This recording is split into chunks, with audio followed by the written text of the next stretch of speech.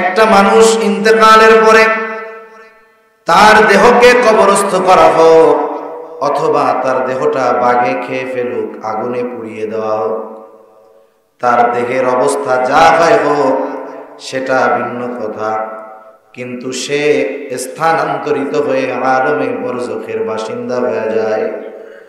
আলমে বরজখে প্রত্যেকটা মানুষের দুইটা অবস্থা থেকে একটা অবস্থা হবে। আলমে বরজখ কারো জন্য হবে শান্তির জায়গা, আবার আলমে বরজখ কারো জন্য হবে কষ্টের জায়গা।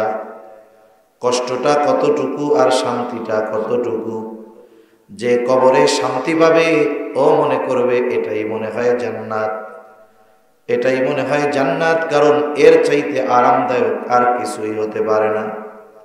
ফেরেশতাদের পক্ষ থেকে জবাব হবে, না না, এটা জান্নাত নয়, বরং জান্নাতের মধ্যে তোমার জন্য এর চাইতে কল্পনাতীত নিয়ামত আল্লাহ তাআলা রেখে দিয়েছেন। কারণ হাদিসের মধ্যে আসছে আল্লাহ তাআলা বান্দাদের জন্য কি রাখছেন। আল্লাহ তাআলা বলেন, আ'আদতু লিইবাদিয়াস সালিহিন মা লা আইনুন রাআত ওয়ালা উযুনুন সামিআত ওয়ালা খাতারা আলা কলবি বাশার। নবীজি সাল্লাল্লাহু আলাইহি ওয়াসাল্লাম বলেন, আল্লাহ তাআলা বলেছেন, আমি আমার নেককার বান্দাদের জন্য এমন জান্নাত প্রস্তুত করে রেখেছি, মা লা আইনুন রাআত, যা দুনিয়ার কোনো চোখ কোনোদিন দেখে নাই, ওয়ালা উযুনুন সামিআত, দুনিয়ার কোনো কান সেটা শ্রবণ করে নাই। ওই নিয়ামত এমন নিয়ামত, ওয়ালা খাতারা আলা কলবি বাশার, ওই নিয়ামতের বিষয়টা দুনিয়ার কোনো মানুষ চিন্তাও করতে পারে না। অকল্পনীয় নিয়ামত আল্লাহ তাআলা রাইখা দিয়েছেন। আর ও আলমে বরজখের শান্তি পেয়ে মনে করবে এটাই মনে হয় জান্নাত। ফেরেশতারা তাকে যখন বলবে জান্নাতের নিয়ামতের তুলনায় এটা কোনো কিছুই না, তখন ওই লোকটা আল্লাহর কাছে বলবে, আল্লাহ আমাকে আমার জান্নাতে যাওয়ার ব্যবস্থা করে দেন। আর ফেরেশতা বলবে, ওইটা তোমাকে কিয়ামতের পরে দেওয়া হবে। লোকটা আল্লাহর কাছে বলতে থাকবে, আল্লাহ আপনি যথাদ্রুত সম্ভব কিয়ামত কায়েম করেন, আমি আমার চিরন্তন বাসস্থান সেই জান্নাতে যেতে চাই। স্বাভাবিক একটা ভালো জিনিস আমরা পাইছি, যেই ভালো জিনিসটা পেয়েছি এর চেয়ে ভালো জিনিস আমি আর জীবনে কোনোদিন পাই নাই, দেখি নাই। কিন্তু এরপরে আমি জানতে পারলাম বিশ্বস্ত সূত্রে যে এইটাই ভালোর শেষ না, এর চাইতে কল্পনাতীত ভালো জিনিস আমার জন্য আছে। তখন বলেন তো, এখন যেই ভালোটা আমার কাছে আছে আর যেই ভালোটার খবর আমাকে দেওয়া হইল যেটা এর চাইতে ভালো, ওই বেশি ভালোটা পাওয়ার জন্য আমার আকাঙ্ক্ষা হবে কি হবে না? এজন্য ওই মানুষ যার কবরটা জান্নাতের বাগান, সে আল্লাহর কাছে দোয়া করতে থাকবে, আল্লাহ যথাদ্রুত সম্ভব কিয়ামত কায়েম করেন, যাতে আমি আমার ওই নিয়ামত পরিপূর্ণ বাসস্থানে যাইতে পারি। আবার যার কবরটা জাহান্নামের গর্ত হবে, কারণ হাদিসের মধ্যে আসছে কারো কবর হবে তথা কারো আলমে বরজখের অবস্থা এমন হবে, রাউদাতুম মিন রিয়াদিল জান্নাহ, তার ওই কবরটা হবে জান্নাতের বাগান। আর কারো কারো কবরটা হবে জাহান্নামের একটা গর্ত। যার কবরটা জাহান্নামের গর্ত হবে তথা যার আলমে বরজখটা কষ্টের হবে, অবস্থাটা কেমন হবে? ওই কষ্টে পড়ে সে কেমন যেন মনে করবে এটাই জাহান্নাম, এর চাইতে কষ্টের আর কোনো কিছুই হতে পারে না। এইবার ফেরেশতারা তাকে বলবে, না না, এটা জাহান্নাম নয়, বরং জাহান্নামের শাস্তির তুলনায় এটা কোনো কিছুই নয়। তোমাকে তো ওই জাহান্নামের মধ্যে দেওয়া হবে কিয়ামতের পরে। একটা মানুষ সাধারণ অবস্থায় বড় কষ্টে আছে, সে মনে করতেছে এর চাইতে আর বেশি কষ্টের আর কোনো কিছু নাই। যখন তাকে ওই কষ্টের চাইতে অগণিত গুণ বেশি কষ্টের খবর দেওয়া হবে, ওইটার ভয়ে বর্তমান কষ্টটা তার কাছে সাধারণ মনে হবে। শুধুমাত্র জাহান্নামের খবর তাকে দেওয়া হবে যে কিয়ামতের পরে এইরকম জাহান্নামে তোমাকে দেওয়া হবে, ওইটার ভয়ে এই চলমান কষ্টটা সে বলবে আল্লাহ আপনি কিয়ামত কায়েম করেন না। যতই বলুক কিয়ামত কায়েম কইরেন না, আল্লাহ তাআলা তো কিয়ামত কায়েম করবে। আমাদের সকলকেই একটা না একটা সময় আলমে বরজখের বাসিন্দা হতেই হবে। আলমে বরজখে আমাদের থাকতে হবে দীর্ঘকাল, তবে অনন্তকাল নয়। কত বছর থাকবো? তাফসীরের আলোকে এই কথাটা জানা যায়, যেই ব্যক্তি সর্বশেষ এই দুনিয়া থেকে আলমে বরজখের বাসিন্দা হবে, ওই ব্যক্তিও কমপক্ষে 40,000 বছর আলমে বরজখের বাসিন্দা হিসাবে থাকবে। আমাদের হিসাব কত জানি না, তবে যেই ব্যক্তি সর্বশেষ দুনিয়া থেকে ইন্তেকাল করবে সেও কমপক্ষে কত হাজার বছর? 40,000 বছর। আল্লাহ তাআলা কোরআনুল কারীমের মধ্যে জানিয়ে দেন, একটা সময় এই দুনিয়াতে মানব সভ্যতার ইতি ঘটবে, মানব জাতির অবসান ঘটবে প্রথমবার সিংহায় ফুৎকারের মাধ্যমে। আল্লাহ তাআলা বলেন, وَنُفِخَ فِي الصُّورِ فَصَعِقَ مَنْ فِي السَّمَاوَاتِ وَمَنْ فِي الْأَرْضِ إِلَّا مَنْ شَاءَ اللَّهُ ثُمَّ نُفِخَ فِيهِ أُخْرَى فَإِذَا هُمْ قِيَامٌ يَنْظُرُونَ। আল্লাহ রাব্বুল আলামিন বলেন, প্রথমবার সিংহায় ফুৎকার দেওয়ার পর فَصَعِقَ مَنْ فِي السَّمَاوَاتِ وَمَنْ فِي الْأَرْضِ إِلَّا مَنْ شَاءَ اللَّهُ। আসমান এবং জমিনের মাঝে যা কিছু আছে আল্লাহ তাআলা যেগুলো চান সেগুলো ছাড়া সব প্রাণী, সব প্রাণ অজ্ঞান হয়ে যাবে, সেন্সলেস হয়ে যাবে। মুফাসসিরিনে কেরাম বলেন, প্রথমে অজ্ঞান হবে, এরপরে তাদের মৃত্যু ঘটবে, মৃত্যুর মাধ্যমে সর্বশেষ মানুষটাও দুনিয়া থেকে ইন্তেকাল করবে আল্লাহ তাআলা যেগুলো চান সেগুলো ছাড়া। এইবার যেই মানুষটা সর্বশেষ ইন্তেকাল করবে সে কত আলোকে হাদিসের মধ্যে একটা প্রশ্ন আসছে যে প্রথমবার সিংহায় ফুৎকার তো দেওয়া হবে, দ্বিতীয়বার সিংহায় ফুৎকার কতক্ষণ পরে দেওয়া হবে? আবু হুরায়রা রাদিয়াল্লাহু তাআলা আনহু থেকে বর্ণিত হাদিস, নবীজি সাল্লাল্লাহু আলাইহি ওয়াসাল্লামকে জিজ্ঞাসা করা হলো, ইয়া রাসূলুল্লাহ প্রথমবার সিংহায় ফুৎকারের কত পর দ্বিতীয়বার সিংহায় ফুৎকার দেওয়া হবে? নবীজি বললেন 40 পর। জিজ্ঞাসা করা হলো 40 দিন? নবীজি বলেন না। 40 মাস না, 40 বছর না। নবীজি আর কিছুই বলেন না। এর দ্বারা বোঝা গেল এরপরের প্রশ্নটা হয়তো 40,000 বছর পর নাকি। এরপরে আর কোনো প্রশ্ন করা হয় নাই। এই প্রশ্নগুলো আরো কিছু হাদিসের আলোকে মুফাসসিরিনে কেরাম বলেন, এই কথাটা বুঝে আসে যে প্রথমবার সিংহায় ফুৎকারের কমপক্ষে 40,000 বছর পর দ্বিতীয়বার সিংহায় ফুৎকার দেওয়া হবে।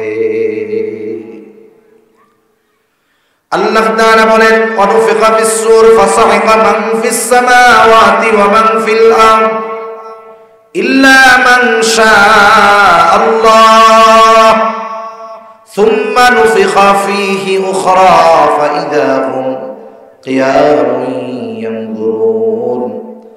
অতঃপর আবার সিংহায় ফুৎকার দেওয়া হবে। সুম্মা নুফিখা ফীহি উখরা, এই সুম্মার মধ্যে পার হয়ে যাবে কমপক্ষে 40,000 বছর। সুবহানাল্লাহ। দ্বিতীয়বার সিংহায় ফুৎকারের পরে কি হবে? ফাইদা হুম কিয়ামুন ইয়ানজুরুন, যাকে যেখানে কবরস্থ করা হয়েছে প্রত্যেকে তার অবস্থান স্থল থেকে উঠে দাঁড়িয়ে যাবে, চারদিকে তাকিয়ে দেখতে থাকবে কি হচ্ছে অবস্থা। আল্লাহ তাআলা সূরা ইয়াসিনের মধ্যে আরেক জায়গায় বলেন, ওয়ানুফিখা ফিস-সূরি فإذا هم من الأجداث إلى ربهم ينسلون আল্লাহ তাআলা বলেন এখানে দ্বিতীয়বার সিংহায় ফুৎকার উদ্দেশ্য। দ্বিতীয়বার সিংহায় ফুৎকার দেওয়ার পর প্রত্যেকের অবস্থান স্থল থেকে উঠে যাবে। শুধু তাই না, ইলা রাব্বিহিম ইয়ানসিলুন, প্রত্যেকে তার রবের দিকে ছুটতে থাকবে। প্রত্যেকেই একটা চিন্তা ভাব থাকবে, সকলের মধ্যে পেরেশান থাকবে, চিন্তা থাকবে। রাসূলুল্লাহ সাল্লাল্লাহু আলাইহি ওয়াসাল্লাম বলেন কিয়ামতের দিন যখন মানুষরা উঠবে তখন এইগুলো সব বিবস্ত্র অবস্থায় থাকবে, মানুষের গায়ে কোনো পোশাক থাকবে না। আয়েশা সিদ্দিকা রাদিয়াল্লাহু তাআলা আনহা জিজ্ঞাসা করলেন, ইয়া রাসূলুল্লাহ, মানুষেরা যে বিবস্ত্র অবস্থায় উঠবে, কারো গায়ে পোশাক থাকবে না, একজন কি আরেকজনের দিকে তাকাবে না, মানুষেরা কি লজ্জা পাবে না? নবীজি বলেন, আয়েশা, মানুষ এতটা চিন্তিত ভীত থাকবে যে একজন আরেকজনের দিকে তাকানোর বিষয়টা তারা চিন্তাও করবে না। বিবস্ত্র অবস্থায় কেউ কারো দিকে তাকানোর চিন্তা করবে না। মানুষের মধ্যে এমনিই একটা চিন্তা, ভয়, এগুলো চলে আসবে। ভয়ের মাত্রাটা কত বেশি হবে! যার কবরটা জাহান্নামের গর্ত হবে সে তো মনে করবে এটা জাহান্নাম। ওই ব্যক্তিও যখন হাসরের ময়দানে উঠবে সে তার কবরের আযাবের কথা ভুলে যাবে। কি বলবে সে? ওই ধরনের মানুষগুলো কি বলবে? আল্লাহ তাআলা বলেন, قالوا يا ويلنا من بعثنا من مرقدنا هذا ما وعد الرحمن وصدق المرسلون। ওই ধরনের মানুষেরা বলবে, ইয়া ওয়াইলানা মান বাআসানা মিন মারকাদিনা, হায় দুর্ভোগ, কে আমাদেরকে আমাদের অবস্থান স্থল থেকে জাগায় দিল। ওরা মনে করবে, ওরা মনে হয় ঘুমায় ছিল। মান বাআসানা মিন মারকাদিনা, কে আমাদেরকে জাগায় দিল। জাগানো কাকে হয়? বলে যে ঘুমায় থাকে তাকেই জাগানো হয়। ওই জাহান্নামের আযাব যারা ভোগ করতেছিল কবরের মধ্যে, মনে করতেছিল এটাই মনে হয় জাহান্নাম। এত তীব্র কঠিন শাস্তির মধ্যে যারা ছিল তারাও যখন হাসরের ময়দানে উঠবে, শুধুমাত্র হাসরের ময়দানের অবস্থা দেখে কবরে যে এত কষ্টে ছিল সেই কথাটা তারা ভুলে যাবে। এতটুকু আমাদের অনুধাবন করা কঠিন হবে না আশা করি, যে হাসরের ময়দানে কিছুই হয় নাই, শুধু উঠছে। অবস্থা দেখে, আবহাওয়া দেখে কবরের আযাবের কথা সে ভুলে গেছে। যেমন মাঝে মধ্যে ভর দুপুর বেলা, বিশেষ করে বৈশাখ মাসে প্রচন্ড রোদ, আকাশ পুরা পরিষ্কার, 5 মিনিটের মধ্যে গোটা আকাশ একেবারে অন্ধকারাচ্ছন্ন হয়ে যায় মেঘে, ঠিক না? বৃষ্টি টিষ্টি কিছুই হয় নাই, ঝড়ও নাই, শুধু একটু মেঘে কালো অন্ধকার হয়ে গেছে। ওই সময়টা মানুষের মধ্যে অটোমেটিক একটা ভয় কাজ করে। কিছুই কিন্তু হয় নাই, শুধু আকাশটা একটু পরিবর্তন হয়েছে। একটু আগে আলো ছিল, এখন অন্ধকারাচ্ছন্ন হয়ে গেছে। এতটুকু দেখেই আমাদের অন্তরের মধ্যে একটা ভয়, একটা চিন্তা কাজ করে, ঠিক না? কিয়ামতের ময়দানের আবহাওয়াটা কেমন হবে, অবস্থাটা কেমন থমথমে বিরাজ হবে, যে কিছুই হবে না, শুধুমাত্র উঠেই তাদের অবস্থা এমন হবে ভুলে যাবে। কি বলবে তারা? বলবে, কে আমাদেরকে আমাদের অবস্থান স্থল থেকে জাগায় দিল? মুমিনরা অথবা ফেরেশতারা তাদের এই কথার জবাবে বলবে, হাদা মা ওয়াদার রহমানু ওয়া সাদাকাল মুরসালুন। মুমিনরা অথবা ফেরেশতারা জবাবে বলবে, হাদা মা ওয়াদার রহমান, এটা হলো দয়াময়ের সেই প্রতিশ্রুত দিবস, যেই দিবসের ওয়াদা আল্লাহ তাআলা দিয়েছেন। ওয়া সাদাকাল মুরসালুন, যেই দিবসের সত্যায়ন সব রাসূলগণ করেছেন। দুনিয়ায় কোনো নবী নাই, রাসূল নাই যারা তার উম্মতদেরকে কিয়ামতের দিবসের কথা বলে নাই, হাসরের কথা বলে নাই, হিসাবের কথা বলে নাই। সব নবী রাসূল তার উম্মতদেরকে এই দিবসের কথা বলেছে। আল্লাহ তাআলা এই দিবস সংগঠিত করার ওয়াদা দিয়েছেন, রাসূলগণ সেটার সত্যায়ন করেছে। এটাই হলো সেই দিবস যেই দিবসের এক নাম হলো ইয়াউমুল কিয়ামা, যেই দিবসের এক নাম হলো ইয়াউমুল জাযা, যেই দিবসের এক নাম হলো ইয়াউমুল হাসর, যেই দিবসের এক নাম হলো ইয়াউমুদ্দিন। এই দিবস একত্রিতকরণ দিবস। পৃথিবীর শুরু থেকে নিয়ে সব মানুষকে ওই দিন আল্লাহ তাআলা একত্রিত করবেন। ওই দিবসের এক নাম হলো ইয়াউমুল হিসাব, কারণ ওই দিবসে আল্লাহ তাআলা সকলের হিসাব নেবেন। ওই দিবসের নাম ইয়াউমুল জাযা, প্রতিদান দিবস। কেন? বলে দুনিয়ার মানুষের তার কর্মের পূর্ণ প্রতিদান আল্লাহ তাআলা ওই জায়গায় দিবে। এজন্য মাঝে মধ্যে বুজুর্গানে দিন বলে না, দুনিয়া হলো পরীক্ষার জায়গা, ফলাফল তো আসল জায়গায় হবে। দুনিয়াতে যে যেমন লিখছে তার ফলাফল আখিরাতে ওরকমই হবে। আল্লাহ রাব্বুল আলামিন বলেন, ওয়া ইন্নামা তুওয়াফাউনা উজুরাকুম ইয়াওমাল কিয়ামা ফামান যুহজিহা আনিন নার ওয়া উদখিলাল জান্নাতা ফাকাদ ফাজ। আল্লাহ রাব্বুল আলামিন বলেন, কিয়ামতের দিন মানুষকে তার দুনিয়ার কর্মের পূর্ণ প্রতিদান দেওয়া হবে। ওয়া ইন্নামা তুওয়াফাউনা উজুরাকুম ইয়াওমাল কিয়ামা ফামান যুহজিহা আনিন নার ওয়া উদখিলাল জান্নাতা ফাকাদ ফাজ। যাকে ওই দিন আগুন থেকে বাঁচানো হবে, অর্থাৎ যাকে জাহান্নাম থেকে বাঁচানো হবে, জান্নাতে প্রবেশ করানো হবে, আল্লাহ তাআলা বলেন ফাকাদ ফাজ, ওই লোকটাই হবে আসল সফল লোক। তার মানে এই বিষয়টাও আমাদের খেয়াল রাখার দরকার। দুনিয়ার টাকা পয়সা, ধন দৌলত, প্রভাব প্রতিপত্তি, সুস্থতা, বড় পদ পদবি এটা আসল সফলতা নয়। যদি কোনো মানুষ কিয়ামতের দিন নাজাত পেয়ে যায়, ও হয়ে যাবে আসল সফল। আর যদি দুনিয়াতে যারা এগুলো পেয়েছে আখিরাতে সফল হতে পারলো না, এর মতো ব্যর্থ আর কেউ নাই। এজন্য আমরা তো দুনিয়ার সফলতার চেষ্টা প্রচেষ্টা করি, আমাদের উচিত আখিরাতের সফলতার চেষ্টা প্রচেষ্টাও এই দুনিয়াতে গুরুত্ব সহকারে করা, যাতে করে আখিরাতে আমাদের বিফলদের তালিকায় না যেতে হয়। ঠিক কিনা বলেন? দুনিয়াতে কেউ যদি ফেল হয়, একটা প্রবাদ আছে ইংরেজিতে, failure is the pillar of success, নাকি এরকম একটা প্রবাদ আছে না? দুনিয়াতে কেউ যদি কোনো বিষয়ে ফেল হয়, ওই ফেলটাকে সে সামনে রেখে পরবর্তীতে সফলতার বীজ বপন করতে পারে।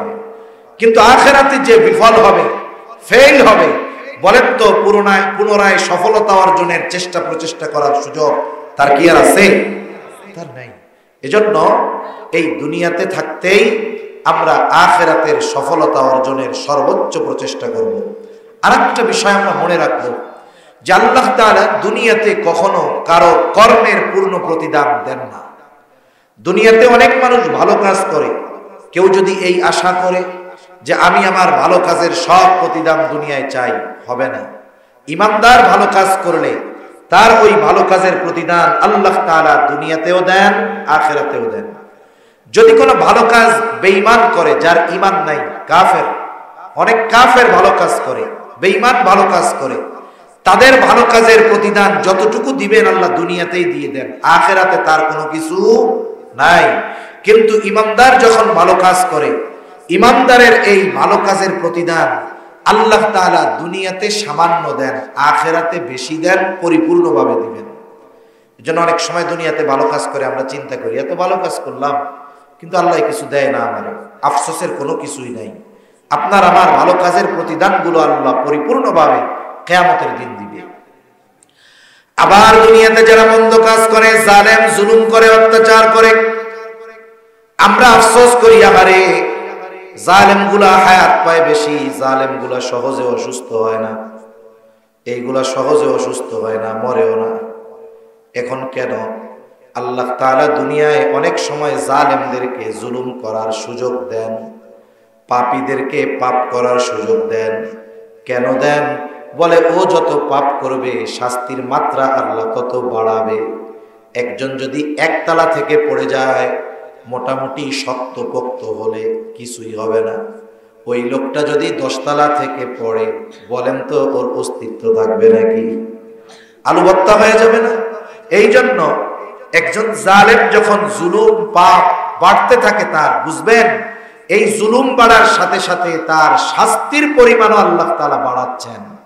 এজন্য আল্লাহ তাআলা অনেক সময় জালেমকে জুলুমের সুযোগ দেন। কেন? বলে তার শাস্তি বাড়ানোর জন্য।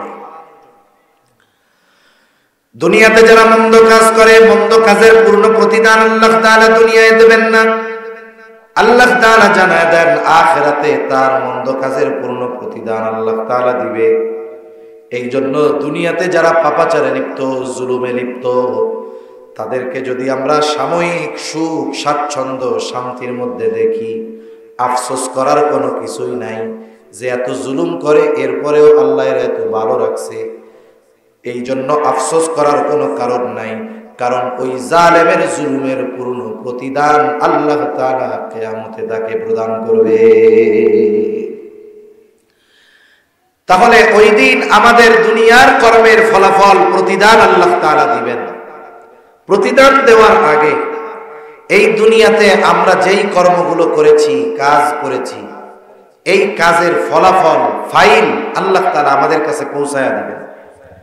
হাশরের ময়দানে কয়েকটা সময় এমন হবে, মানুষ সবচাইতে বেশি চিন্তিত, ভীত থাকবে, একেবারে নিস্তব্ধ, নীরব হয়ে যাবে কিয়ামতের ময়দান। আপনারা সজাগ আছেন তো? ঘুম আসতেছে না তো আপনাদের? আমি আবার এইভাবেই কথা বলতে থাকি।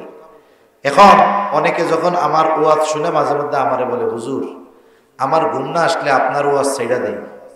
এখন আমি আমার মনে হয় মাঝে মধ্যে এরকম, তাহলে আমার ওয়াজ মনে হয় ঘুমের ওষুধ। তাহলে আমি যেভাবে বলতেছি একভাবে, আপনাদের আবার ঘুম চলে আসলে তো সমস্যা।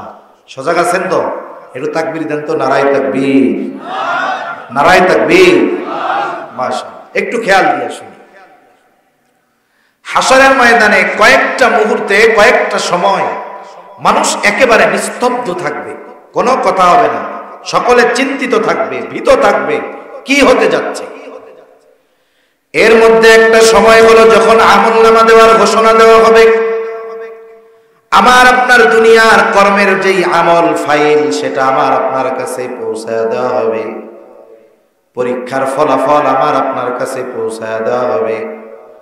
আমলনামা কেউ ডান হাতে পাবে, কেউ বা বাম হাতে পাবে, কিন্তু কে কোন হাতে পাবে এটা নিজের ইচ্ছায় নয়, বরং কে ডান হাতে আমলনামা পাবে, কে বাম হাতে আমলনামা পাবে, সেটা নির্ভর করবে তার দুনিয়ার কর্ম। আমলনামাগুলো ছেড়ে দেওয়া হবে যথাযথভাবে, যার আমলনামা তার কাছেই পৌঁছায়া যাবে। কেউ বা ডান হাতে আমলনামা পাবে, কেউ বাম হাতে আমলনামা পাবে। ডান হাতে যে আমলনামা পাবে সে আনন্দিত হয়ে যাবে, খুশি হয়ে যাবে। কতটা খুশি হবে আল্লাহ তাআলা কোরআনুল কারীমের মধ্যে বলেন, ওয়া আম্মা মান উতিয়া কিতাবাহু বিয়ামিনি ফায়াকুলু হাউম ইকরাউ কিতাবিয়া ইন্নী যালামতু আন্নী মুলাকিন হিসাবিয়া। ডান হাতে আমলনামা যে পাবে, ফাআম্মা মান উতিয়া কিতাবাহু বিয়ামিনি ফায়াকুলু হাউম ইকরাউ কিতাবিয়া। ডান হাতে আমলনামা পেয়ে সে মানুষদেরকে বলতে থাকবে, এই তো আমার কিতাব, এই তো আমার আমলনামা, তোমরা পড়ে দেখো আমার আমলনামা, আমি কি কি আমল করেছিলাম। ফায়াকুলু হাউম ইকরাউ কিতাবিয়া, তোমরা পড়ো আমার কিতাব, পড়ো আমার আমলনামা। সাথে সাথে সে ডান হাতে আমলনামা পাবার কারণটাও বলে দিবে, কেন সে ডান হাতে আমলনামা পেল।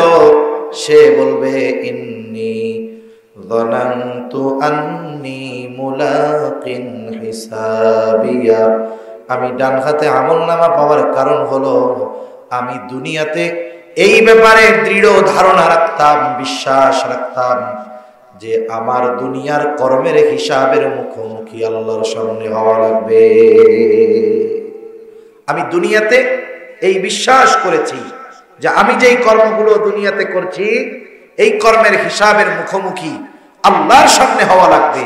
এই দুনিয়ার কর্ম মানুষের সামনে হয়তো আমার জবাবদিহিতা নাও দেওয়া লাগতে পারে, কেউ আমাকে হয়তো আমার ক্ষমতার কারণে জিজ্ঞাসা নাও করতে পারে, আমি হয়তো অনেক অপরাধ করতে পারি, দুনিয়ায় পার পেয়ে যেতে পারি, কিন্তু আল্লাহ তাআলার সামনে আমার দুনিয়ার প্রত্যেকটা কর্মের হিসাব দেওয়া লাগবে। আল্লাহর কসম, এই চিন্তা যদি দুনিয়ার প্রত্যেকটা মানুষের অন্তরে আসতো, এই দুনিয়ায় কোনো জালেম থাকতো না। ঠিক কিনা কম? এই চিন্তা কার মধ্যে নাই। সবাই মনে করে দুনিয়াই মনে হয় আমার সব, দুনিয়াই মনে হয় শেষ। কেউ যদি চিন্তা করত, গোটা পৃথিবীর সব শাসকরা যদি চিন্তা করত যে মরতে তো আমাদের হবেই, আমি যা করতেছি লোক জানুক আর না জানুক, আমি যা করতেছি আমার পাওয়ারের কারণে আমাকে ধরা হোক বা না হোক, কিন্তু এক জায়গায় তো ধরা পড়তে হবে। এই চিন্তা যতক্ষণ না আসবে, আল্লাহর কসম করে বললে ভুল হবে না, এই দুনিয়ায় যত force, police, answer, RAB, BGB, নৌবাহিনী, সেনাবাহিনী, বিমান বাহিনী, চিতা, কোবরা যা বানানো হোক না কেন, এ দুনিয়া থেকে অপরাধ নির্মূল করা সম্ভব হবে না, অসম্ভব। এজন্য আমাদের উচিত প্রত্যেকের এই চিন্তা রাখা যে আমি যেই কাজটা করতেছি, আমি দুনিয়ার ফাঁক ফকর দিয়ে বের হয়ে যেতে পারবো, কিন্তু আল্লাহ তাআলার সামনে থেকে বের হওয়ার কোনো উপায় নাই। ওই কথাই বলবে ডান হাতে আমলনামা পাওয়া লোকগুলো, বলবে আমরা দুনিয়ায় এই বিশ্বাস রাখতাম যে দুনিয়ার কর্মের হিসাবের মুখোমুখি আমার হওয়া লাগবে, আল্লাহর সামনে আমার দুনিয়ার কর্মের হিসাবের মুখোমুখি হতে হবে, এই জন্য দুনিয়ায় ভালো কাজ করছি। আর আমলনামা কোন হাতে? জোরে বলেন। ডান হাতে। আবার একদল বাম হাতে আমলনামা পাবে। যারা বাম হাতে আমলনামা পাবে, সামনাসামনি তাদেরকে বাম হাতে আমলনামা দেওয়া হবে না। বাম হাতটাকে বুক চিরে পেছন দিকে নেওয়া হবে, এরপরে বাম হাতের মধ্যে আমলনামা দেওয়া হবে। ওই মানুষগুলো আমলনামা পাবার পর কি বলবে? আল্লাহ তাআলা বলেন, ওয়া আম্মা মান উতিয়া কিতাবাহু বিশিমালি ফায়াকুলু ইয়া লাইতানি লাম উতা কিতাবিয়া ওয়া লাম আদরি মা হিসাবিয়া ইয়া লাইতাহা কানাতিল কাদিয়া মা আগনা আন্নি মালিয়া হালাকা আন্নি সুলতানিয়া। বাম হাতে আমলনামা পাবার পর আফসোস করবে আর বলবে, ইয়া লাইতানি লাম উতা কিতাবিয়া, হায় দুর্ভোগ, আমি যদি এই কিতাব না পাইতাম কতই না ভালো হইতো। ওয়া লাম আদরি মা হিসাবিয়া, আমি যদি আমার হিসাবটা না জানতাম কতই না ভালো হইতো। ইয়া লাইতাহা কানাতিল কাদিয়া মা আগনা আন্নি মালিয়া হালাকা আন্নি সুলতানিয়া। কানাতিল কাদিয়া, ওই যে প্রথমবার দুনিয়ায় থাকতে যেই মৃত্যু আমাকে গ্রাস করেছিল, ওটাই যদি আমার জন্য চূড়ান্ত ধ্বংস হয়ে যাইতো কতই না ভালো হইতো।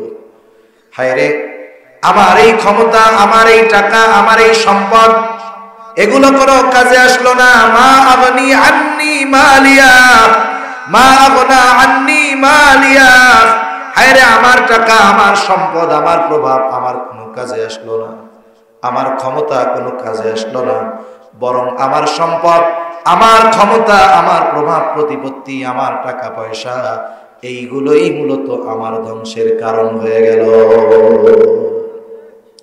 দুনিয়াতে এক শ্রেণীর মানুষ যেটাকে সফলতার কারণ মনে করতেছে, কিয়ামতের দিন ওইভাবে আফসোস করবে আর বলবে যে এগুলোই আমার ধ্বংসের কারণ হয়ে গেল। ঠিক কিনা বলুন? একটা জিনিস হলো, দুনিয়ায় শাসক হওয়া খারাপ না তো। দুনিয়ায় যদি প্রেসিডেন্ট হওয়া, বাদশাহ হওয়া, এটা যদি খারাপ হতো, এমপি হওয়া যদি খারাপ হইতো, তাইলে আল্লাহ তাআলা সুলাইমান আলাইহিস সালামকে বাদশাহী প্রদান করতেন না। যেটা খারাপ সেটা কি আল্লাহ কোনো নবীকে দিবে নাকি? আল্লাহ সেটা কোনো নবীকে দিবে না। কিন্তু বিষয়টা হলো, ওইটা পাওয়ার পরে যদি তার পরিবর্তন হয়ে যায়, এটাই সমস্যা।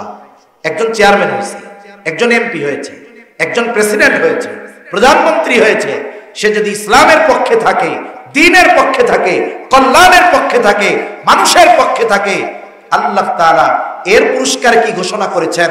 হাদিসের মধ্যে আসছে কিয়ামতের দিন যখন কোথাও কোনো ছায়া থাকবে না, আল্লাহ তাআলার আরশের ছায়া ছাড়া সূর্যটা একেবারে কাছে চলে আসবে। 9,30,00,000 মাইল দূরের সূর্য ওই দিন একেবারে কাছে চলে আসবে। আর বিজ্ঞান বলে সূর্যের শীতল দিক পৃথিবীর দিকে দেওয়া, তার উত্তাপ 9,30,00,000 মাইল দূর থেকে গরমের দিক কি কষ্ট হয়। আর সূর্যটা কাছে, তার গরম দিক হাসরবাসীর দিকে থাকবে, কোথাও ছায়া থাকবে না আল্লাহর আরশের ছায়া ছাড়া। নবীজি বলেন 7 শ্রেণীর মানুষ আরশের ছায়ায় স্থান পাবে। 1 নম্বরে নবীজি বলেছেন ইমামুন আদিলুন, ওই নেতা যে ন্যায়পরায়ণ, ওই শাসক যে ন্যায়পরায়ণ। সুবহানাল্লাহ বলেন। এদের জন্য পুরস্কারের ঘোষণা আছে না নাই? আছে। এজন্য ন্যায়পরায়ণ শাসক হওয়ার দরকার। কেউ যদি ক্ষমতা পায়, সেটা চেয়ারম্যানই হোক, সেটা এমপি হোক, উপজেলা চেয়ারম্যান হোক, প্রধানমন্ত্রী হোক, মন্ত্রী হোক, সে তার জায়গা থেকে সর্বোচ্চ চেষ্টা যদি করে মানুষের জন্য, দ্বীনের জন্য, ইসলামের জন্য, এই বিষয়টা পরকালে তার সম্মানের কারণ হতে পারে। তা আসলে না বললেই নয়, আমি ওয়াজের মধ্যে কোনো ব্যক্তি প্রশংসা সহজে করি না। তারপরেও এখানে আসার পরে যতটুকু দেখতেছি, আপনাদের বর্তমান চেয়ারম্যান, ওনার বাবার নাম জানি কি? শাহাদাত হোসেন সাহেব, আলহাজ শাহাদাত হোসেন সাহেব দীর্ঘকাল এই এলাকার চেয়ারম্যান থেকেছেন। ওনার সন্তানগুলাকে মানুষ করছেন, তারাও এই এলাকার জনপ্রিয়, জননন্দিত, যোগ্য জনপ্রতিনিধি।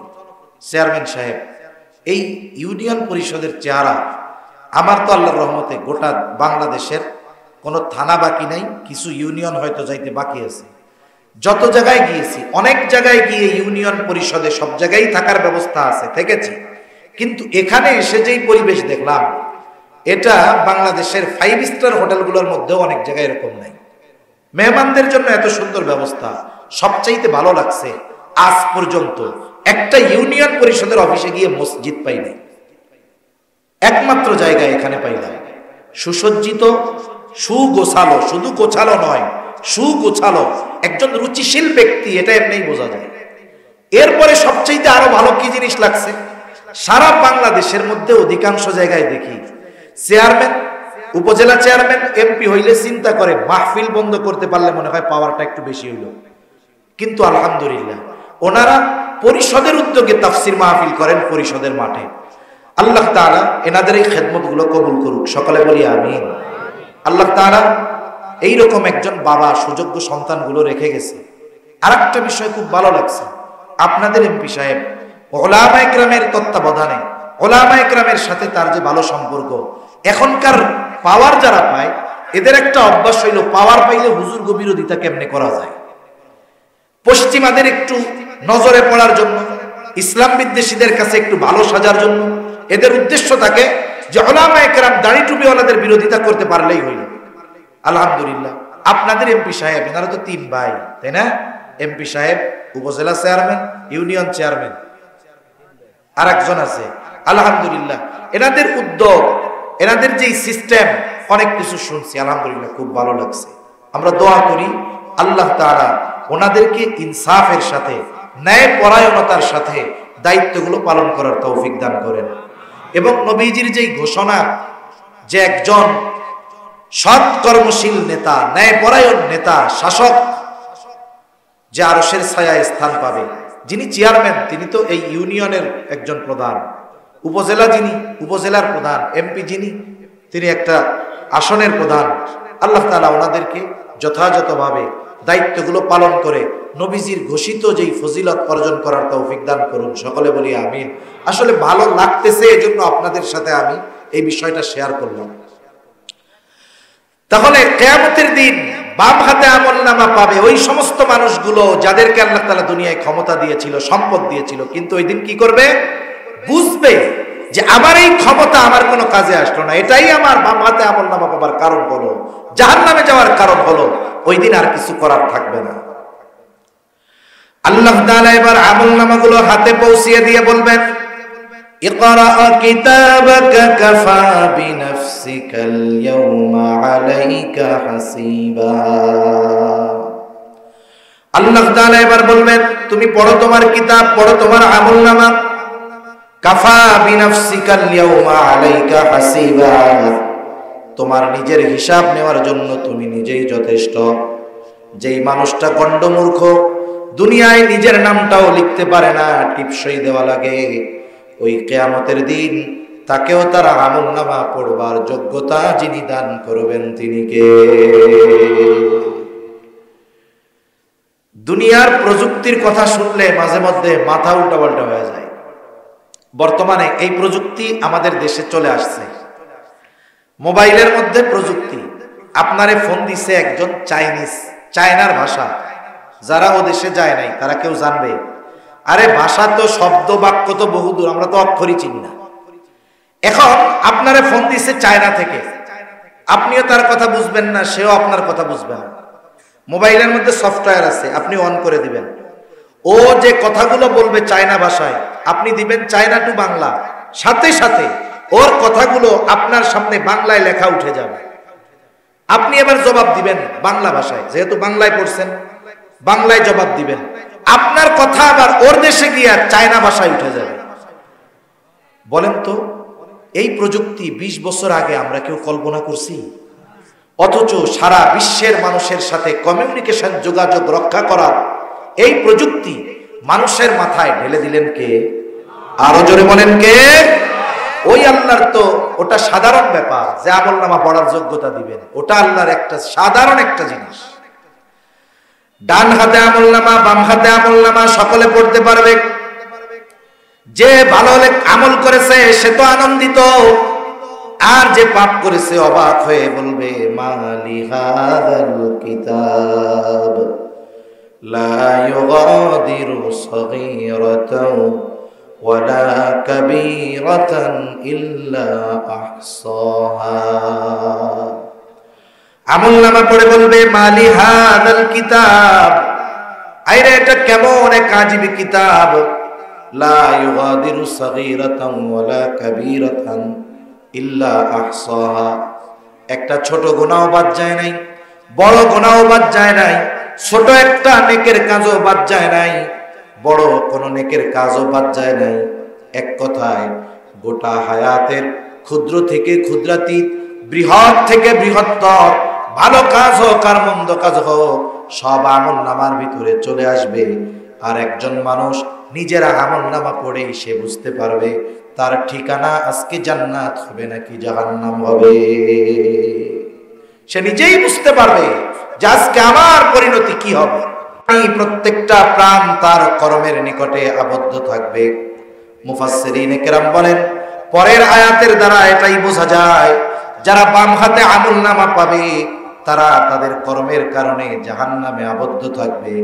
ইল্লা আসহাবাল ইয়ামিন, তবে যারা ডান হাতে আমলনামা পেয়েছে তারা নয়, কারণ ডান হাতে যারা আমলনামা পাবে তাদের ঠিকানা হলো জান্নাত। এইবার বাম হাতে আমলনামা পাওয়া মানুষগুলো জাহান্নামে, ডান হাতে আমলনামা পাওয়া মানুষগুলো জান্নাতে। আমরা আল্লাহর কাছে দোয়া করি কিয়ামতের দিন আল্লাহ তাআলা আমাদেরকে ডান হাতে আমলনামা পাওয়ার মতো আমল এই দুনিয়াতে আল্লাহ করার তৌফিক দান করেন। জবান খুলে বলি আমিন। জান্নাতি জান্নাতে, জাহান্নামী জাহান্নামে। জান্নাতি জান্নাতে যাবার আগ পর্যন্ত এতটা চিন্তিত ভীত থাকবে যে সে কাউকে চিনবে না। হাসরের ময়দানে আমার বাবা, আমার মা, আমার স্ত্রী, আমার সন্তান আমাকে চিনবে না। কেমন অবস্থা হবে? জান্নাতি জান্নাতে যাওয়ার আগে কাউকে চিনবে না। আল্লাহ তাআলা হাসরের ময়দানের চিত্র কোরআনুল কারীমের 30তম পারা সূরা আবাসার মধ্যে আল্লাহ তাআলা তুলে ধরেন।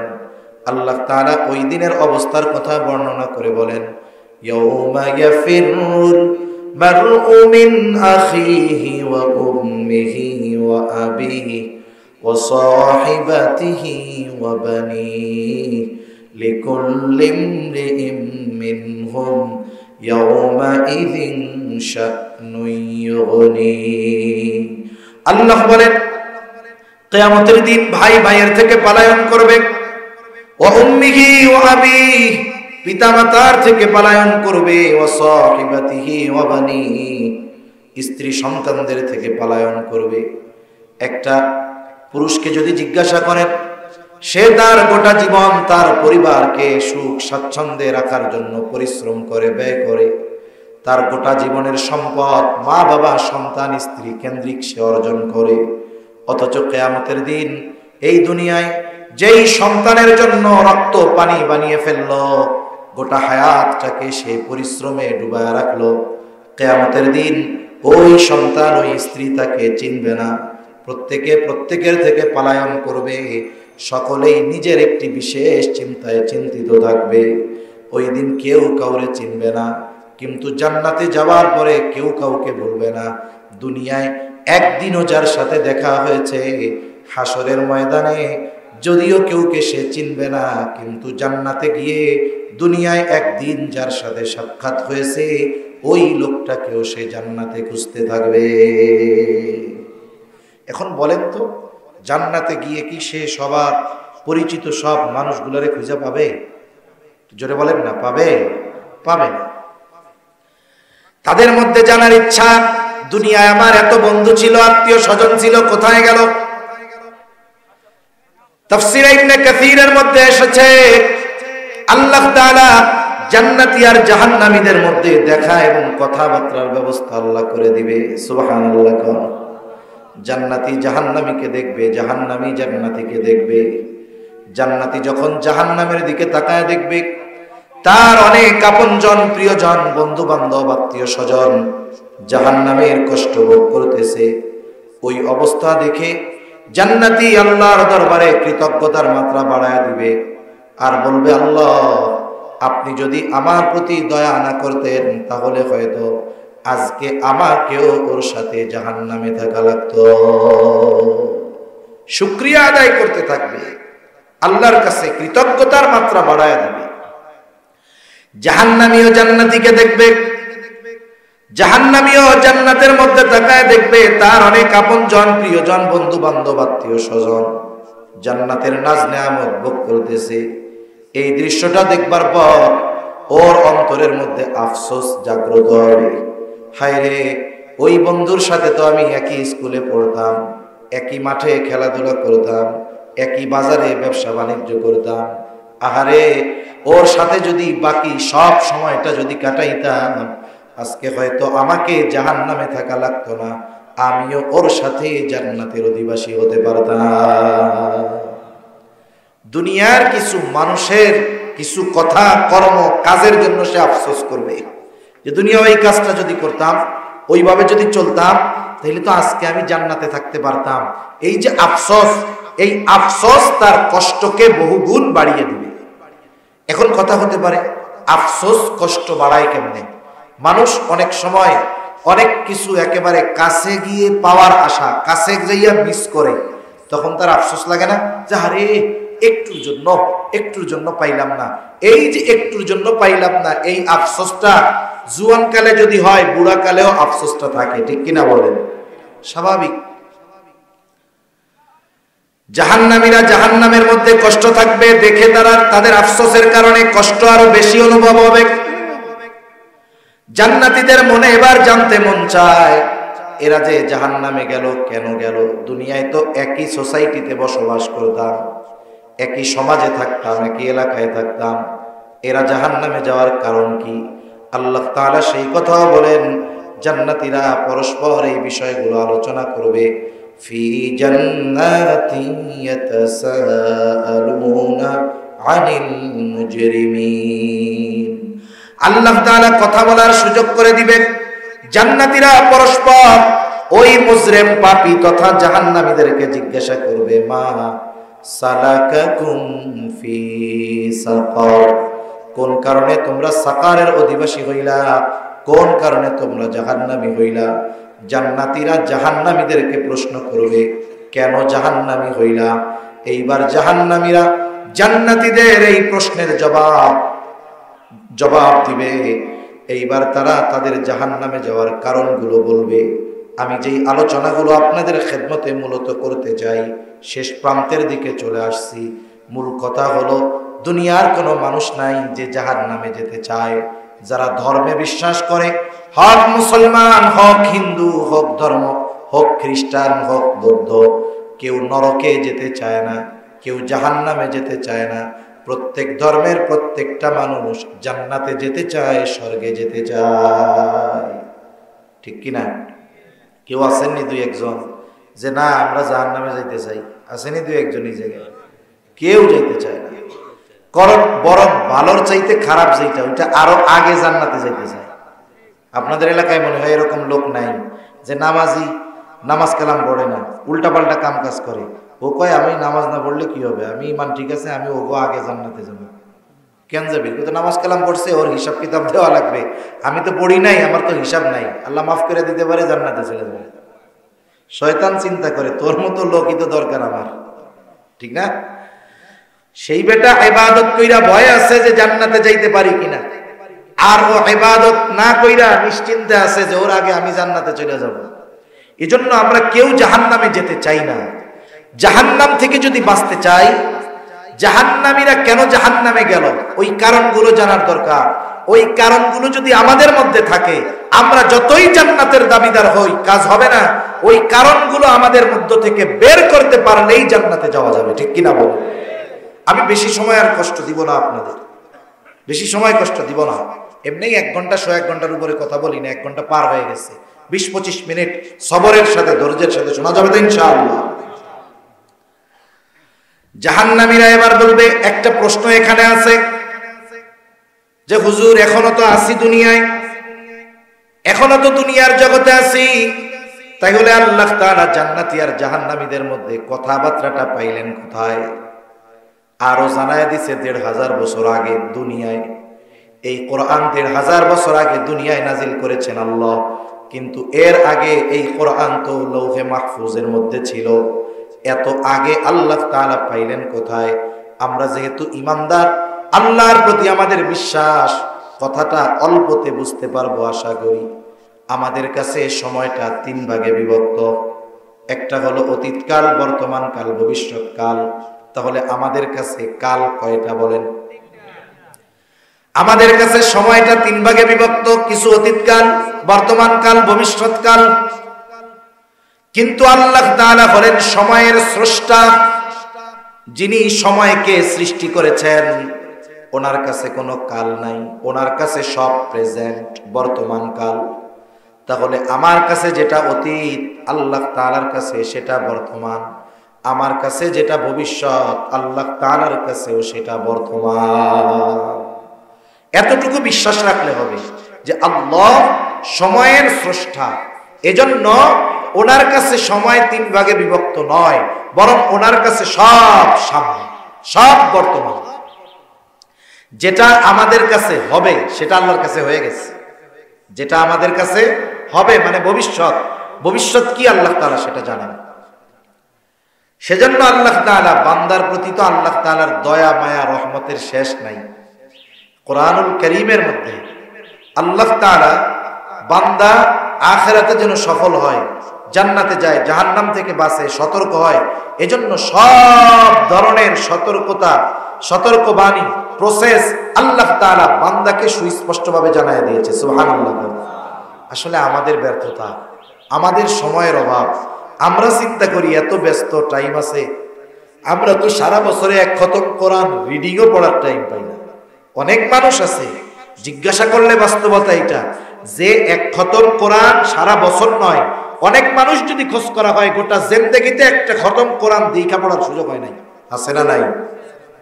অথচ এই কোরআনুল কারীমের মধ্যে আল্লাহ তাআলা আমাদের জন্য সব রেখে দিয়েছে। এজন্য উচিত, রমজান মাস আসতেছে, একেবারে নিকটবর্তী, কমপক্ষে এই রমজান মাসে কোরআনুল কারীমের সাথে একটু সময় আমরা বেশি দিব। ওলামায়ে কেরাম আছেন, ইমাম সাহেব আছেন, মাদ্রাসা আছে, শিক্ষক আছে, তাদের কাছ থেকে কোরআনটা একটু শেখার চেষ্টা করব। সাথে সাথে ওলামায়ে কেরামের পরামর্শ নিয়ে তারা যেই তাফসির পড়তে বলে সেই তাফসিরগুলো আমরা পড়ব। কারণ বাজারে তো এখন অনেক তাফসির পাওয়া যায়। আপনি হুটহাট করে নিজের বাইন্ডিং ভালো লাগছে, পৃষ্ঠা ভালো লাগছে নিয়ে আসলেন, দরকার নাই। আপনি আগে আপনার এলাকার বিশ্বস্ত আলেমকে জিজ্ঞাসা করবেন, হুজুর আমি একটু কোরআনের অনুবাদ ব্যাখ্যা পড়তে চাই, কোনটা পড়লে ভালো হয়? উনি যেটার পরামর্শ দিবেন সেটা কিনে এনে পড়বেন, নাইলে আমাদের দেশে তো এখন স্বঘোষিত শায়েখের অভাব নাই, ঠিক কিনা বলুন? আল্লাহ তাআলা বুঝবার তৌফিক দান করেন। আল্লাহ রাব্বুল আলামিন জানায় দিয়েছেন জাহান্নামীরা কি বলবে। জাহান্নামীরা তাদের জাহান্নামে যাওয়ার এক নাম্বার কারণ বলবে, ক্বালু লাম নাকু মিনাল মুসাল্লিন। এক নাম্বার কারণ বলবে আমরা মুসল্লি ছিলাম না। লাম নাকু মিনাল মুসাল্লিন, মুসল্লি কাকে বলে? সপ্তাহে একদিন মসজিদে হাজিরা দিলে সে মুসল্লি নয়। মুসল্লি হলো সে হাজারো ব্যস্ততা, শত ব্যস্ততা যদি তার থাকে, সকল ব্যস্ততাকে পেছনে ফেলে নামাজের সময় সে মসজিদে হাজির হয়ে যায়, ঠিক কিনা গো? মসজিদের সাথে যাদের সম্পর্ক এদের জন্য আলাদা ফজিলত। প্রকৃত মুসল্লির সম্পর্ক মসজিদের সাথে।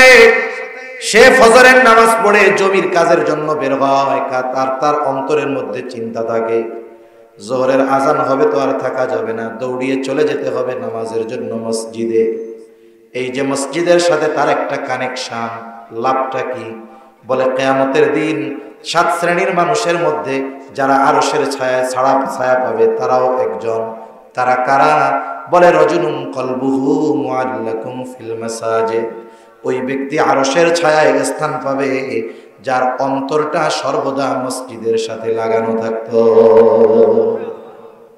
সে সব সময় মসজিদে থাকতো তা নয়, তার অন্তর মসজিদের সাথে লাগানো থাকতো।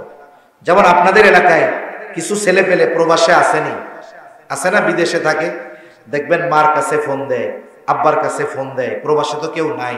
প্রবাসে যারা আছে আসলে এদের যে কত কষ্ট, এরা আছে ওখান থেকে মাঝে মধ্যে ফোন দেয় মার কাছে, বলে মা আমি তো আছি সৌদি আরব, আমার দেহটা সৌদি আরব পড়ে আছে, কিন্তু আমার মনটা পড়ে রয়েছে বাড়ির মধ্যে।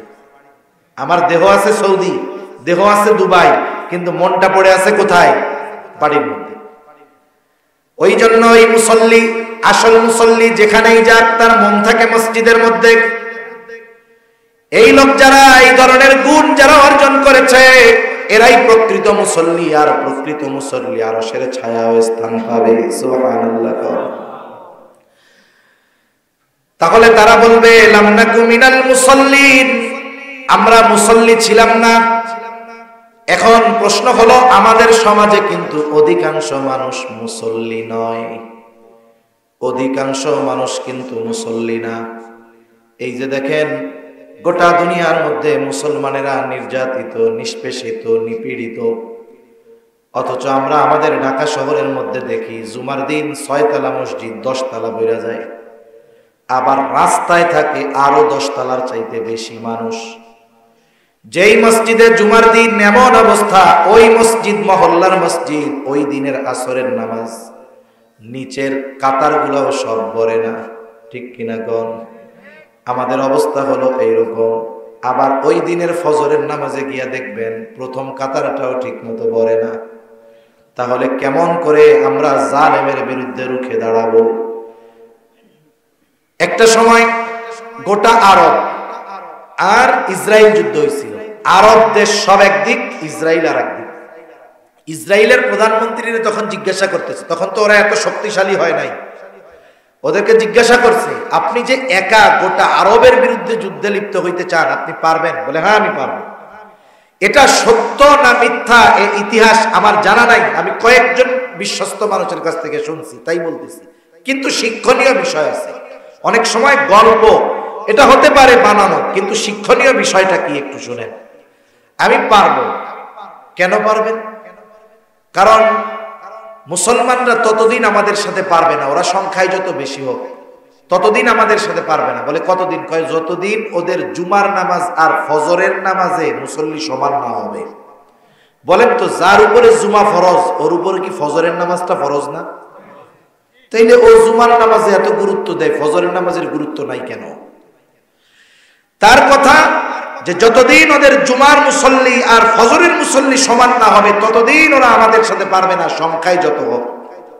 এই কারণে ইহুদিদের সংখ্যা গোটা দুনিয়া যদি কাঁচানো হয় 1,20,00,000 সর্বোচ্চ হবে, আর এ দুনিয়ায় মুসলমানের সংখ্যা প্রায় 200 কোটি। অথচ দেখেন 1 কোটি ইহুদি 200 কোটি মুসলমানের উপরে স্টিম রোলার চালিয়ে যাচ্ছে, আমরা আমাদের অবস্থান থেকে সংখ্যার আলোকে প্রতিবাদ করার মতো সুযোগ শক্তি আমরা পাচ্ছি না, ঠিক কিনা বলেন? এটা আমাদের জন্য আফসোস।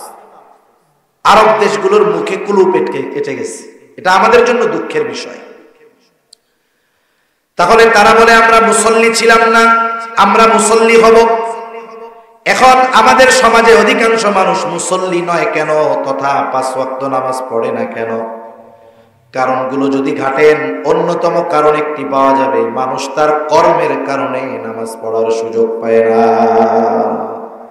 কৃষক যে নামাজ পড়ে না, জিজ্ঞাসা করবেন, ভাই জমি নিড়ানি দিতে দিতে মাজা শেষ, নামাজ পড়বো কোন সময়?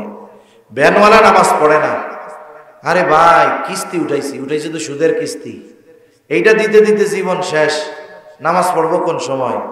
তার মানে দেখেন, প্রত্যেকটা মানুষ, অধিকাংশ মানুষ তার কর্মকে সামনে এনে নামাজ না পড়ার কারণ হিসাবে দাঁড় করায়। এখন মানুষ কর্ম করে কেন? ব্যবসায়ী ব্যবসা কেন করে? কৃষক কৃষিকাজ কেন করে? চাকরিজীবী চাকরি কেন করে? ভ্যানওয়ালা কেন ভ্যান চালায়? অটোওয়ালা কেন অটো চালায়? এই যে মানুষ যেই কর্মই করুক না কেন, কর্ম কেন করে? বলে জীবন উপকরণের জন্য, ঠিক কিনা? আরবিতে কইলে রিজক, বাংলায় জীবন উপকরণ। আরো সহজ করেন, টাকার লাইগা, কারণ টাকা হইলে তো সবকিছু পাওয়া যায়, প্রয়োজন মিটে।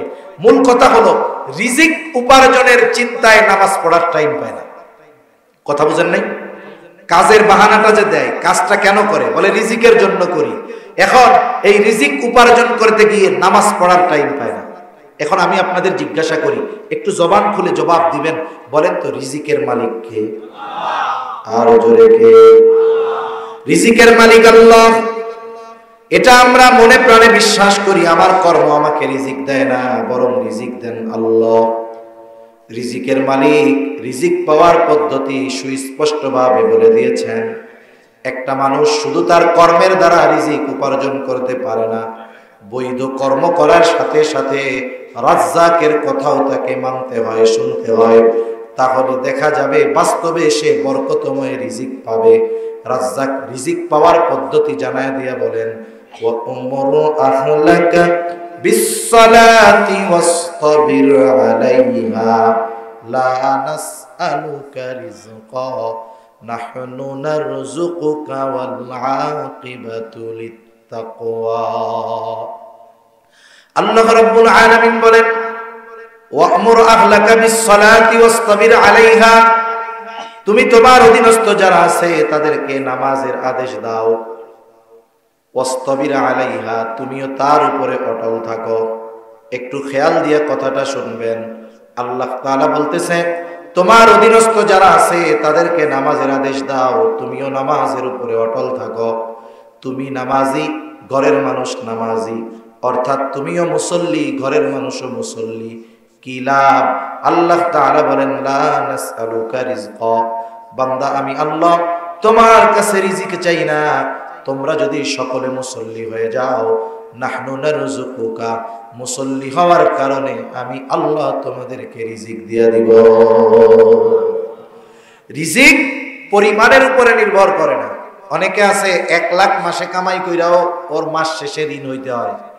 আবার অনেকে আছে বেতন মাসে 10,000, আলহামদুলিল্লাহ মাস শেষে আরো 2,000 ডাইনে থাকে। আছে না নাই? আমি উদাহরণ দিই এমনি আর কি বোঝানোর জন্য।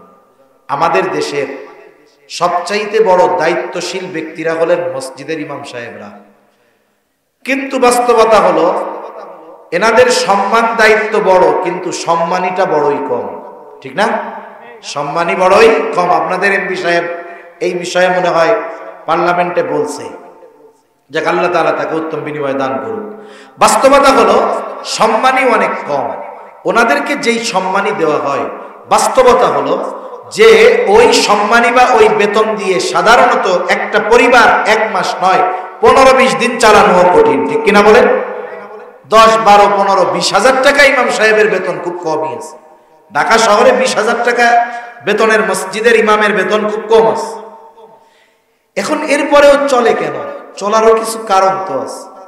আসলে যারা দ্বীনের উপরে চলে এরা আল্লাহ তাআলার উপরে ভরসা রাখে বেশি। এই 15-20 হাজার টাকা বেতন দিয়ে মাস চলার কথা না।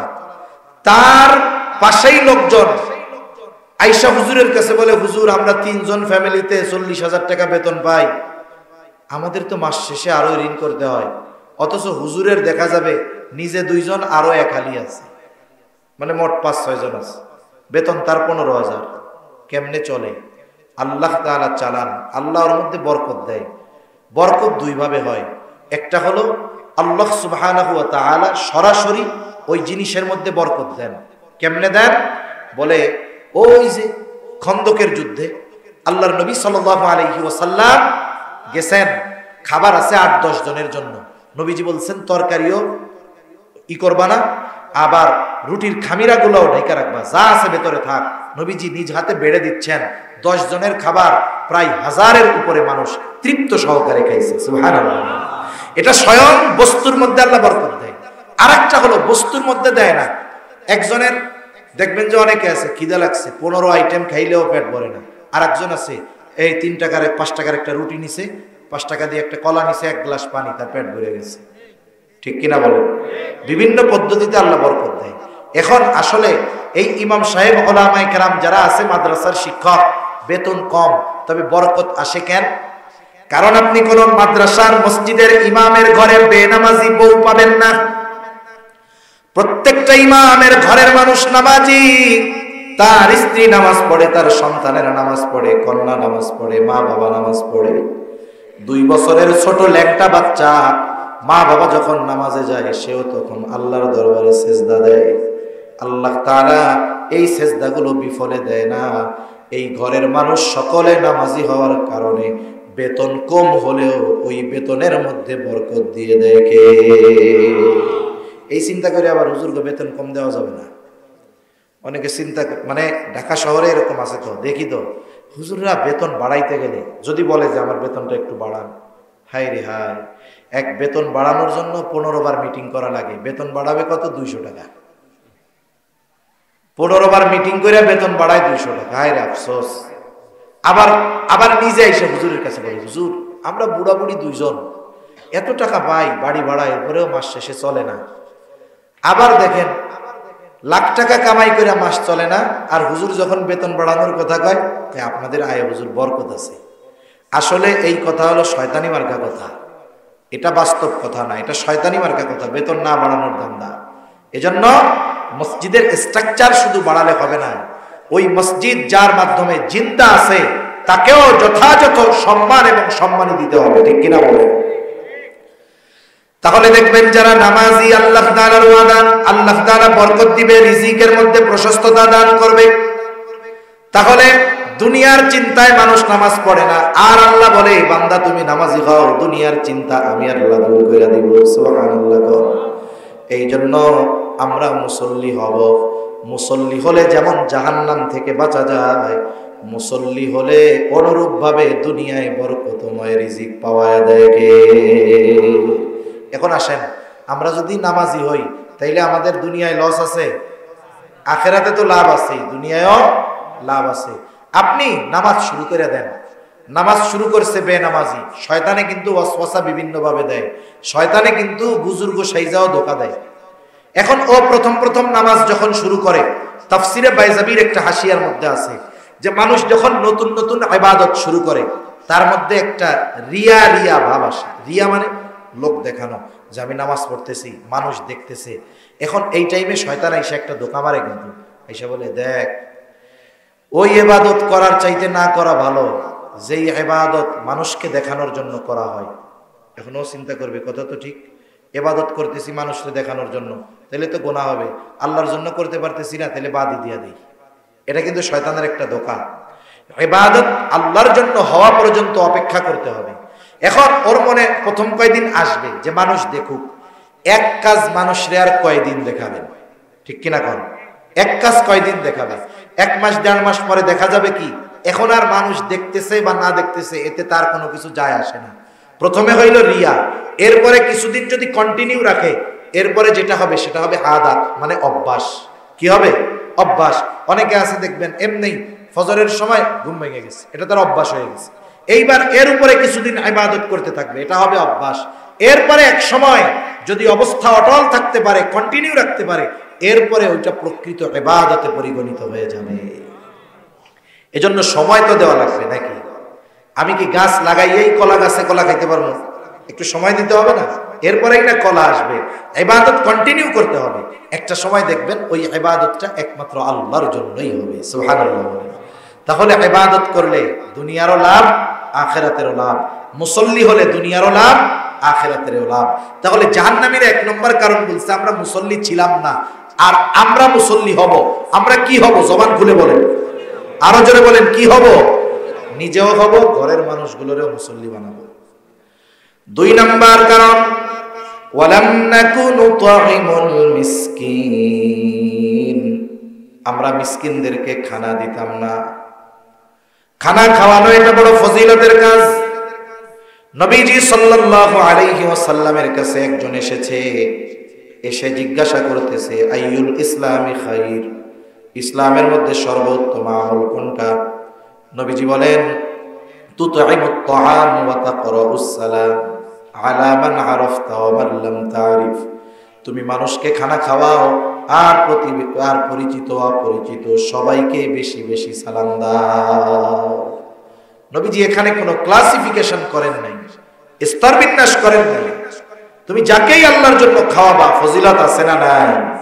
আমরা তো কত মানুষ আছি মানুষকে খাওয়াই, আবার অনেক মানুষ আছে মানুষরে খাওয়ায় মা বাপরে খাওয়ান দেয় না, আছে না নাই? আছে এরকম মানুষ। খবরদার, এ ধরনের বিষয় খুব লজ্জাজনক। আল্লাহ রাসূল সাল্লাল্লাহু আলাইহি ওয়াসাল্লাম, এই যে রমজান মাস আসতেছে, আল্লাহ রাসূল সাল্লাল্লাহু আলাইহি ওয়াসাল্লাম খুতবা দেওয়ার জন্য উঠবে, বলতেছে আমিন আমিন আমিন, তিনবার আমিন বলছে। কেন বলছে? সাহাবায়ে কেরাম তো জানে না।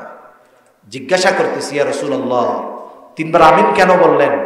নবীজি বললেন এই তিনবার আমিন বলার যে কারণ, তার মধ্যে একটা কারণ, যে তার বৃদ্ধ মা বাবাকে পেল অথবা দুজনের একজনকে পেল, কিন্তু তাদের সন্তুষ্টি অর্জন করতে পারল না, সন্তুষ্টি অর্জনের মাধ্যমে জান্নাত উপার্জন করতে পারল না, সে ধ্বংস হোক। দোয়া করছে জিবরাইল আলাইহিস সালাম। কে দোয়া করছে? আর আমিন বলছে রাহমাতুল লিল আলামিন, দোয়া করছে রূহুল আমিন, আর আমিন বলছে রাহমাতুল লিল আলামিন। বলেন তো এই দোয়া যে কবুল হবে না, এরকম কোনো সন্দেহ আছে নাকি? এ দোয়া কবুল হবে এ ব্যাপারে কোনো সন্দেহ নাই। এজন্য সাবধান। আসতেছে না? আচ্ছা, আল্লাহ রাসূল সাল্লাল্লাহু আলাইহি ওয়াসাল্লাম মা বাবার ব্যাপারে বলেছেন হুমা জান্নাতুকা ওয়া নার, মা বাবা তোমার জান্নাত অথবা জাহান্নাম। একটা মানুষ দুনিয়াতে মা বাবাকে পেয়ে সে জান্নাত উপার্জন করতে পারে। আর কথায় কথা আসলো, আল্লাহ রাসূল আল্লাহ তাআলা সবচাইতে বেশি বেজার হন তার সাথে শিরিক করলে। কি করলে? জোরে বলেন। শিরিক করলে। শিরিককে আল্লাহ তাআলা বলেন লা যুলমুন আযীম, মহা এক অন্যায়। এখন এই মহা অন্যায় করার জন্য আমাকে আপনাকে যদি কেউ চাপ দেয়, তার সাথে কি আমরা ভালো ব্যবহার করব নাকি? অথচ মা বাবা যদি কাউকে শিরিকের আদেশ দেয়, মা বাবার সাথে কঠোর আচরণ করা যাবে না। মা বাবা যদি সন্তানকে বলে যে আল্লাহর সাথে শিরিক কর, তাহলে কি করবেন? আল্লাহ তাআলা বলেন, আল্লাহ রাব্বুল আলামিন কোরআনুল কারীমের মধ্যে বলেন ওয়া ইন জাহাদাকা আলা আন তুশরিকা বিমা লাইসা লাকা বিহি ইলম ফালা তুতি'হুমা ওয়া সাহিবহুমা ফিদ দুনিয়া মা'রুফা। আল্লাহ তাআলা বলেন তোমার মা বাবা যদি তাদের অজ্ঞতার কারণে আমি আল্লাহর সাথে শিরিক করার জন্য তোমাদেরকে জোর জবরদস্তি করে চাপ দেয়, কি করবা? মা বাবার সাথে গরম হবা না। আল্লাহর আদেশ ফালা তুতি'হুমা, এই আদেশের আনুগত্য করবা না। তবে এই আদেশ দেওয়ার কারণে মা বাবার সাথে খারাপ আচরণ করবা না, খানা বন্ধ করে দিবা না, চক্ষু গরম করে কথা বলবা না, উঁচু আওয়াজে কথা বলবা না। কি করবা? ওয়াসাহিবহুমা ফিদ দুনিয়া মা'রুফা, ওই মা বাপ যে শিরকের আদেশ দেয় তার সাথেও দুনিয়ায় তুমি সদাচরণ করবা, ভালো ব্যবহার করবা, তার হকগুলো তুমি আদায় করবা। সুবহানাল্লাহ। একটা মানুষের মা বাবার হক কি এটা বোঝার জন্য এর চাইতে আর কোনো কিছুর দরকার নাই। যে বুঝে 9 দিনে বুঝে, যে বুঝতে চায় না 900 বছর হায়াত পাইলেও সে বুঝবে না, ঠিক কিনা বলেন? নবীজির কাছে আসমা বিনতে আবি বকর রাদিয়াল্লাহু তাআলা এসে বলতেছি, ইয়া রাসূলুল্লাহ, আমার মা একজন মুশরিকা। আমার মা কি? মুশরিকা। সাথে সাথে আরো বলতেছে, শুধু তাই না, উনি আপনারে দেখতেই পারে না। উনি মাঝে মধ্যে আমার কাছে আসে, আসলে আমি কেমন আচরণ করব? নবীজি বললেন, আসলে তার সাথে সদাচরণ করবা, ভালো ব্যবহার করবা, সুবহানাল্লাহ। আর আমরা দেখি মাঝে মধ্যে প্রায় জায়গায় আমাদের দেশে মা বাপরে নিয়ে গোয়াল ঘরে থাকতে দেয়, নিজে 3 তলা বিল্ডিং বানায়া খুব আরাম আছে, মা বাপকে নিয়ে গোয়াল ঘরে থাকতে দিচ্ছে, মা বাবাকে খাবার দেয় না। এক জায়গায় একদিন একজন দেখাইলো, একটু তরকারি না কি চাইছে, মা না বাপ। আরে নিজ ছেলে যার জন্য গোটা জীবন পানি করে দিয়েছে, হায় হায় লাথি মেরে বলতেছে, খাইলে খা, না খাইলে এখান থেকে যা। আস্তাগফিরুল্লাহ। সেজন্য আপনাদের অনুরোধ করি, আল্লাহ রাসূল সাল্লাল্লাহু আলাইহি ওয়াসাল্লাম বলেছেন, আল্লাহ তাআলা সব পাপের শাস্তি দেওয়ার ক্ষেত্রে বিলম্ব করেন, কিন্তু মা বাবার সাথে যারা খারাপ আচরণ করে, মা বাবার হক যারা আদায় করে না, এই শাস্তি আল্লাহ মরার পরে আখিরাতে দিবে তা নয়, এই শাস্তি দুনিয়াতে থাকতেই আল্লাহ তাআলা তাকে দেওয়া শুরু করে। এজন্য সাবধান। অনুরোধ করব, যদি এরকম কেউ থাকেন, মা বাবার সাথে খারাপ আচরণ কেউ করে, তাকে বুঝান। যদি কেউ করে থাকেন, তার কাছে করজোরে বলি, মা বাবা, আল্লাহ তাআলা সন্তানের প্রতি এমন মহব্বত মা বাবার দিলে দিয়েছে, আপনি যদি বিগত 30 বছর তার সাথে খারাপ আচরণ করে থাকেন, আজকে গিয়ে যদি পায়ে ধরে মাপ চান, বুকের মধ্যে জড়ায় নেন, আল্লাহর কসম মাফ চান, ওই মা বাবা সাথে সাথে ক্ষমা করে দেবে, ঠিক কিনা বলেন? এজন্য মা বাবার সাথে খারাপ আচরণ করব না। যে কথার থেকে গেলাম, খানা খাওয়ানো এটা ফজিলতের কাজ।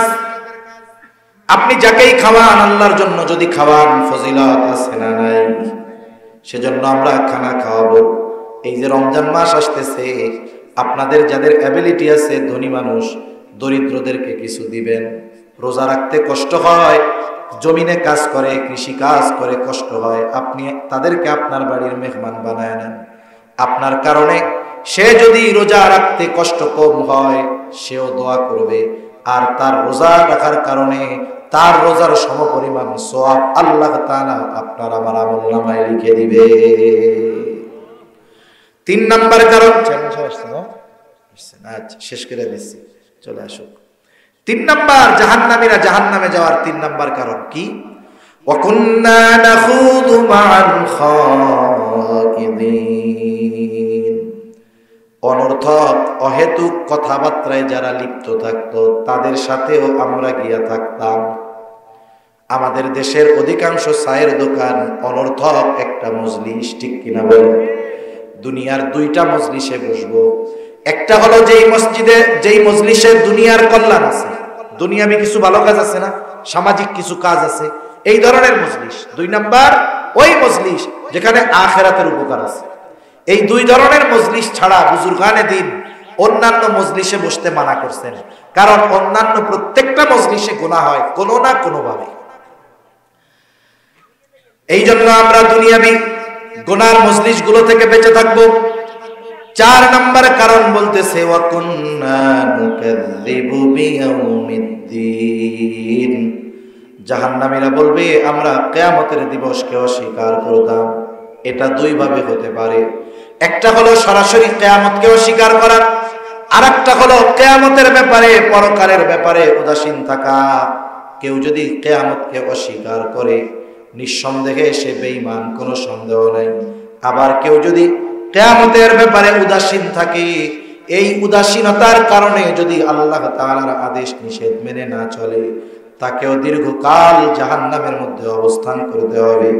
এইবার এই 4টি কারণ জাহান্নামীরা জাহান্নামে যাওয়ার কারণ হিসাবে বলল। তারা মুসল্লি নয়, আমরা মুসল্লি হব। তারা মিসকিন অসহায় দরিদ্র মানুষকে খাওয়া দেয় না, আমরা খাবার দিব। তারা অনর্থক মজলিসে সময় ব্যয় করে, আমরা দ্বীনি মজলিসে সময় ব্যয় করব। তারা আখিরাতের ব্যাপারে উদাসীন অবিশ্বাসী, আমরা আখিরাতের ব্যাপারে দৃঢ় বিশ্বাসী হব। এবার তারা বলতেছে, হাত্তা আতানাল ইয়াকিন, একটা সময় দৃঢ় সত্যের আগমন ঘটলো, মৃত্যু চলে আসলো, মারা গেলাম, তাওবা করতে পারলাম না, ঠিকানা হয়ে গেল জাহান্নাম। আর আল্লাহ তাআলাও বলেন ফামা তানফাউহুম শাফাআতুশ শাফিঈন। আল্লাহ তাআলা বলেন এই যে চার কারণ নিয়ে যারা জাহান্নামে গেল, আল্লাহ তাদের ব্যাপারে কি বলতেছেন? যে কোন সুপারিশকারীর সুপারিশ তাদের জন্য গ্রহণ করা হবে না। সেজন্য সম্মানিত উপস্থিতি, এই যে সুন্দর একটা আয়োজন, এখান থেকে আমরা কিছু কথা শুনলাম। এত ব্যয় করে এত সুন্দর আয়োজন, যদি আমরা আমাদের জীবনের সাথে কথাগুলোকে আমলে পরিণত না করি, তাহলে ক্ষতিটা আমাদের জন্যই, ঠিক কিনা বলেন? এজন্য আজকে থেকে, এখন থেকে আমাদের প্রতিশ্রুতি হবে এটা, শত ব্যস্ততা থাক, আমরা কখনো নামাজ ছাড়ব। 2 নাম্বার, আমার কাছে যদি কেউ খাবার চায়, আমার অ্যাবিলিটি থাকলে আমি দিব, না দিতে পারলে তাকে উত্তম ব্যবহারের দ্বারা ফিরিয়ে দিব।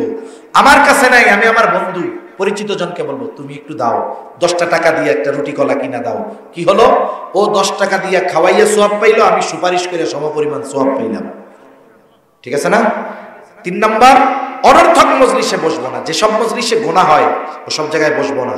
দুনিয়ার কল্যাণ যে সব জায়গায় আছে এবং আখিরাতের কল্যাণ যে সব জায়গায় আছে, ওই সব মজলিসের মধ্যে বসবো। 4 নাম্বার, কিয়ামতের ব্যাপারে দৃঢ় বিশ্বাসী হব। ওই যে ডান হাতে যে আমলনামা পাইছে, কি বলছে? ইন্নী যানাতু আন্নী মুলাকিন হিসাবিয়া। আমি দুনিয়ায় এই ব্যাপারে দৃঢ় বিশ্বাসী ছিলাম যে আমাকে কিয়ামতের দিন আল্লাহর সামনে আমার হিসাবের মুখোমুখি হতে হবে। এজন্য কিয়ামতের প্রতি যার যত বিশ্বাস বেশি, দুনিয়ায় দেখবেন তার কর্ম আমল তত সুন্দর। অনেক মানুষ আছে না, অন্যায় করার সুযোগ থাকার পরেও করে না। বলে আপনি কি করতেছেন? আপনার চাইতে ছোট পদের মানুষ কোটি টাকার মালিক হয়ে গেল। বলে ভাই, করার সুযোগ তো আছে, কিন্তু আল্লাহর ভয় আছে না নাই? সেজন্য আখিরাতের ভয় মানুষকে বাস্তব মানুষে পরিণত করে।